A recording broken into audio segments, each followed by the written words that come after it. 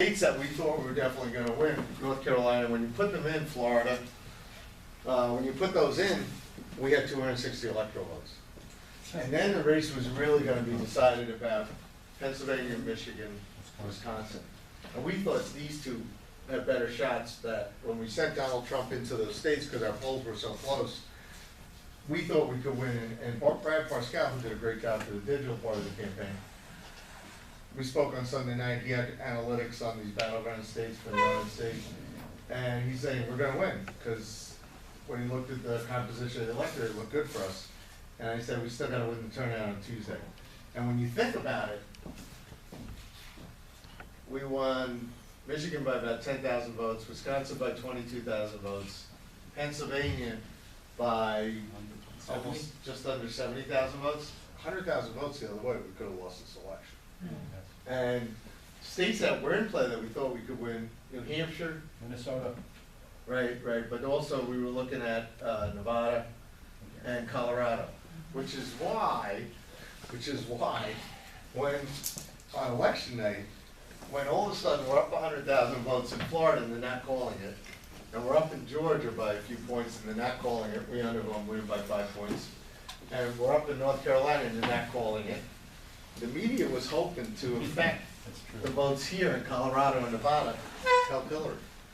So even Michigan in some degree.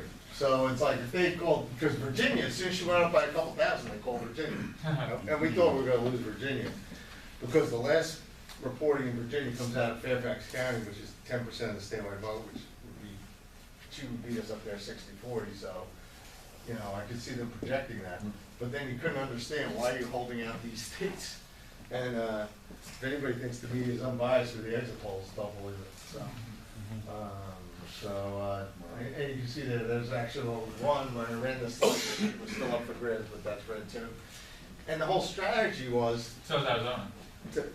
yeah, Arizona we got too. That was one they should have called on election day, because there was 100,000 more absentees from Republicans than there were Democrats, and you know, like we're not going to lose the Republican vote in Arizona. So anyway, the strategy of winning the race was to take basically the Sun Belt and combine it with the Rust Belt again and create like this Heartland majority. And to do that, I knew from a project I'd done in 2013, when you realize 2012 we had fewer voters than voted in 2008.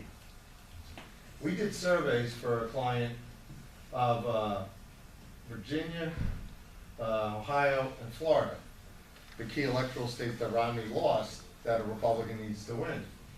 And when we did the surveys, I had a theory, because nationally, out of the 220 million people that voted, only 130 million people voted in the presidential election in 2012, so there was 90 million eligible voters didn't vote.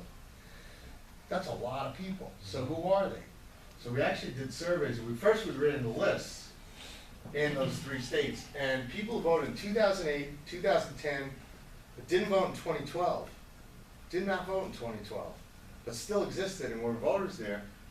How many were there? There was 500,000 in Virginia, there was 800,000 in Ohio, and there was 1 million in Florida.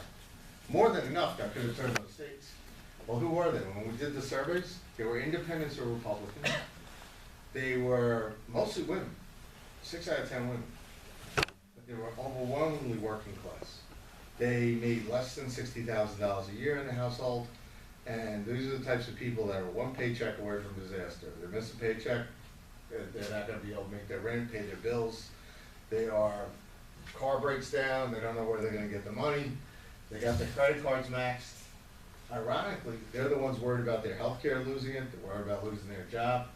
They're the ones that, ironically, a New York billionaire was able to appeal to them so that they would come out in western Pennsylvania, in the areas of Ohio, by the coal mines and the steel factories, and even in northwest Indiana.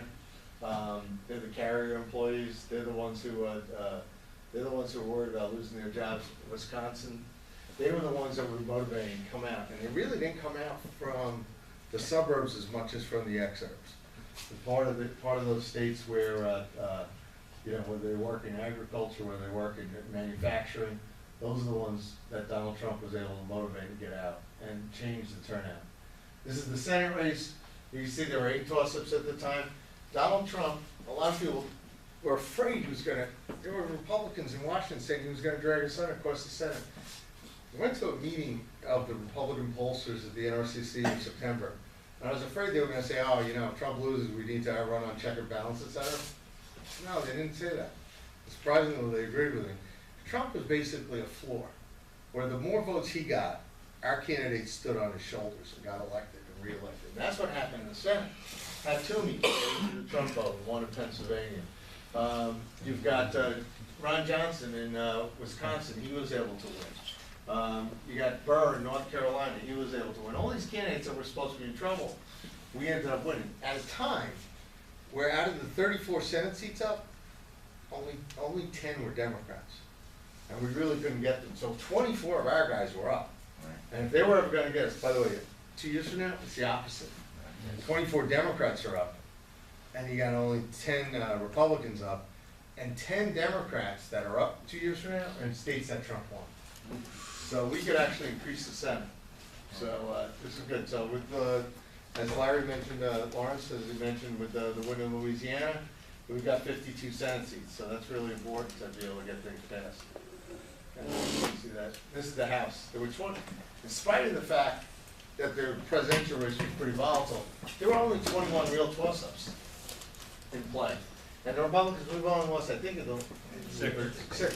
It's a net of 6. We're down 6. Yeah, we were down 6. So, and a lot of the ones, and then we were polling all over the country. In New York, we were polling for Faso against Teachout. Brooklyn North. She was. I don't know what she was thinking. She lost by 10 points. They were coming after Lee Zeldin. He won by 59-41. What happened in California with, he was the chairman of one of the committees? ISA won. ISA. Yeah, he got reelected. So he won. So, but when you look at this, is Democrats, sadly for them, I mean, a third of their members come out of 3 states, like New York, California, and Massachusetts. But they've become just a party. When you look at the congressional districts and you look at the county breakdowns, they're really just a party of, like, maybe the most liberal areas of Chicago. The bad part is a lot of people still live in these blue areas, but it's an urban party where they've concentrated. They're on the coast. It's an urban party, and you know, and in here, like northern New Mexico, you got an Indian reservation, and you got places where so you got heavy Hispanic vote coming in. But like in South Florida, we were polling for Congressman Mario Diaz-Balart, Congresswoman Ileana Ross-Layton, Congressman Carlos Corbello. They all got reelected big, and we won because we have a Spanish-speaking kid. By the way, you can tell my southern accent. South Bronx. I grew up in the Bronx, so we got a Spanish-speaking polling company of Filipinos Latinas, and those of us who had to work in restaurants growing up, we learned a lot of Spanish, going to Fordham, took a lot of Spanish. But we were able to, the Cubans, we got 80–90% of the Cuban vote for Trump. And then, you know, he didn't do as well with the other Hispanics, but I don't know if I'm going to knock on my people. If I don't point to the right thing. But, governors. Yeah. But you can see there that, okay, he didn't do as well in the Hispanic votes, but he did better than Romney. And the future of this party is we need to get more African American votes, which we will be able to because Barack Obama won't be president anymore. and to his credit, I mean, you know, those of us who grew up in Irish households where the Pope and John Kennedy's picture was next on the kitchen table, you know, the majority Catholics this time, Trump won them by 9 points. Oh, by the way, John Kennedy won last night. Yes, John Kennedy. And the reason he didn't get more votes is because they were so mad at his brother Ted. But, in Louisiana. However, you can see here, and those runoffs, these areas here, they went Republican too. So, so we did very well. The governors, we lost 3, we picked up 3, so they remained about the same, but the majority of governors in the country are Republicans. So, like we even picked up Vermont, and we lost North Carolina. But the Republican governors are in good shape for the midterms, and that was the outcome of that. So, what the difference here, though, is, and this is the final slide, I'm just going to go, you can actually put on the lights if you want to. But what I'm going to mention to you is with Donald Trump taking over and putting this coalition together, which was really an electoral coalition, as often told, Mr. Trump is he didn't pay for a landslide. He said he spent just enough. We were outspent heavily, but he spent just enough to win. What was different is he really used direct communication to voters. I mean, 9 out of 10 Americans are on the internet. 7 out of 10 Americans use Facebook. We know, you know how somebody's at work? They're on Facebook. 4 to 10 voters follow Twitter. Donald Trump has almost 17 million, or about, it's a little over 17 million Facebook likes. He has 16 million Twitter followers. So why bother talking to the New York Post when you can talk to them? And those people can talk to every American. Like on election day, I was telling the Trump campaign, I was telling them we needed to we did this with Netanyahu too, because Obama was very good at it. Obama in 2012, he was losing after the first 2 debates. Tied it up on the 3rd debate.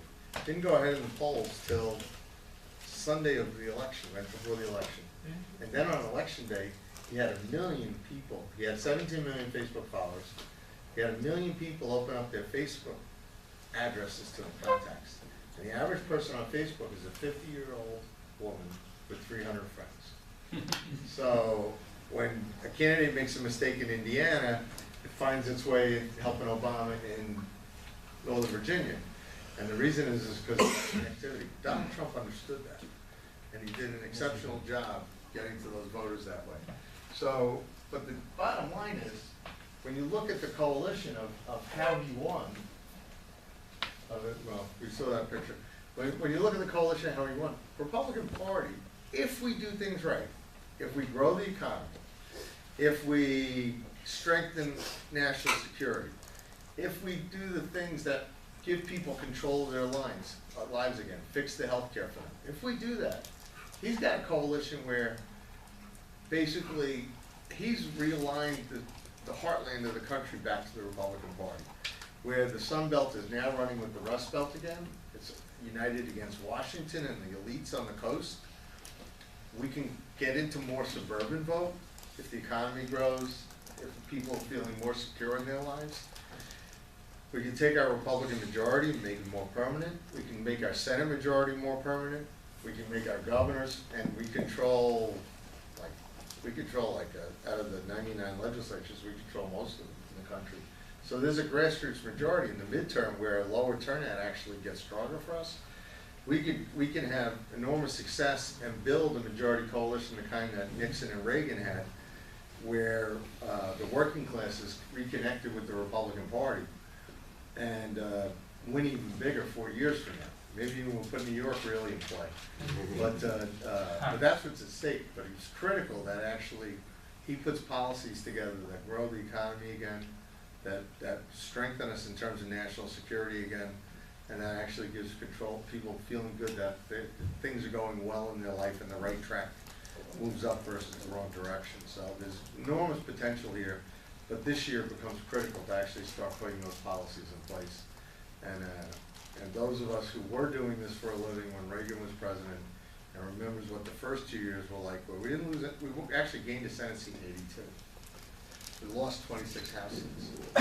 But then when things got to go well, when Reagan won re-election 60-40 in '84, and that was the last time we won New York as Republicans. When we asked to do the post-election survey, he didn't win because he was a conservative. He won because of 2 reasons: that he's the economic recovery and he made America strong again. And what's really interesting, here we are 36 years from there, and it's the same path. It's the same path. And if Trump is able to succeed and grow the economy and strengthen us the way that Reagan did, you could see, midterm elections that are good, and you could see a re-election that would be even better. So I got to thank McLaughlin. You did a great job. Thank you.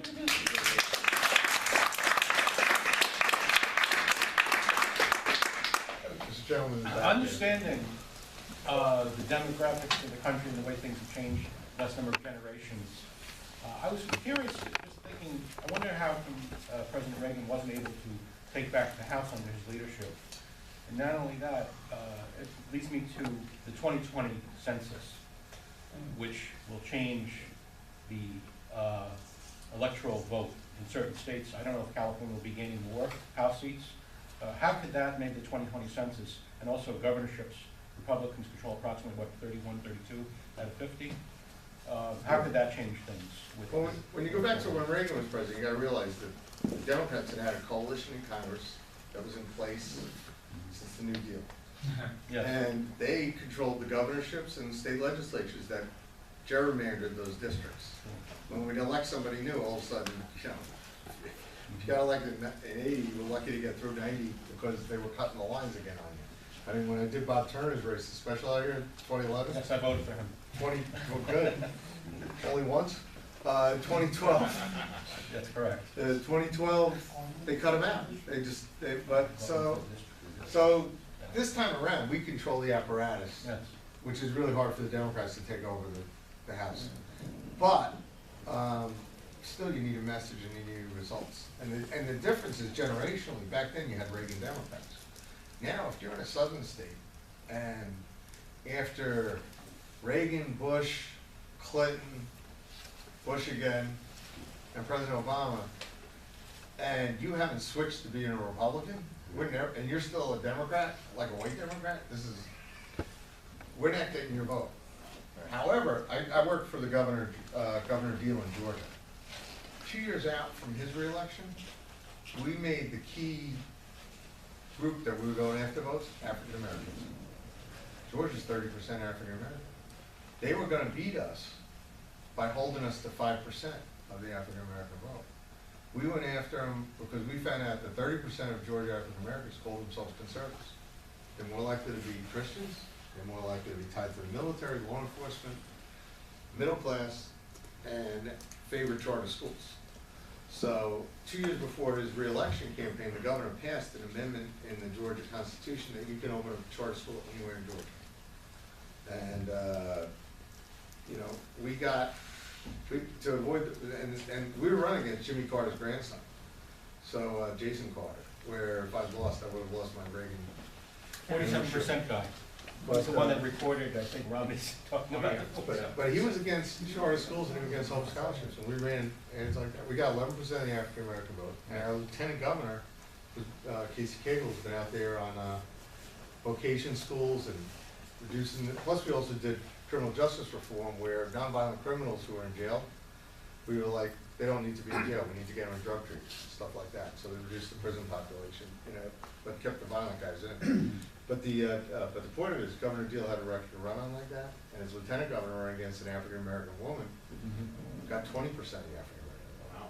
So the path for Republicans in the future is to actually do that. And Hispanic votes, we got 47% of Hispanic vote in Georgia. So what I'm going to tell you is the path for us to expand our majorities, in spite of what you talk about demographic changes, I don't know who says we can't get Hispanic votes. Well, I'd like, that we can't get can I just touch upon that just for a moment to address everyone here? It's great to see a diverse crowd in here as well. What I would like to address is... Now from the Bronx? Right, exactly. Now, I'm a conservative person living in South Brooklyn. We've got to overcome this whole thing with identity politics, which has been affecting us for way too long, and look at ideas and the way to run government properly. And for far too long, we've seen what the balkanization, what it's done in many other countries. And that's what Donald Trump did. He went to, I think he was able to overcome that in states like Michigan. Just to address what you're talking about, maybe Georgia, what he did in Michigan, which was fantastic, but going to Flint like that. He needed to do that. And I've been telling conservatives but you know him as that for many years. those of us in New York, see, I wanted him to, when I talked to him, we needed 34% of the outer borough vote to win, or New York City vote to win. And I need to get in the outer boroughs. Over 40% going. He had, the bad part is he had advisors who didn't want him to play for New York. They told him it'd be cheaper, he'd save his money if he went to these battleground states. But And the end it's like the vote for Donald Trump is in the outer boroughs. If he, you know, it's in Brooklyn. It's in that's Queens. that's what Nixon almost did, by the way, in '72. But that's the future for us. You had your hand up first. Two questions. One, do you think Romney quit? And the second question is, how bad do you think is the voter fraud? Is it? How much of it, in your opinion, is Do I think Romney quit? And at the end, like it seemed like the last week or two, and actually Donald Trump actually at one point called him a quitter. You think 2012. Donald Trump? Oh, yeah, yeah. Congratulations.